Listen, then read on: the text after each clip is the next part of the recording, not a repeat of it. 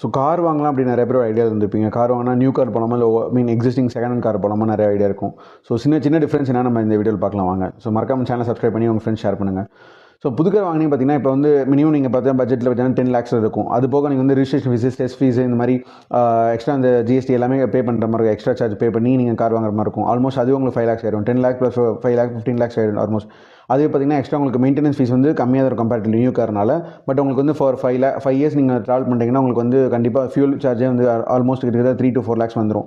So எப்படி பார்த்தாலும் உங்களுக்கு வந்து டிப்ரிசியேஷன் இருக்கும். ஏன்னா புது கார் வாங்கி ஒரு 5 வருஷத்தில் கண்டிப்பாக ஆல்மோஸ்ட் 70% டிப்ரிசியேஷன் ஆகிடும்.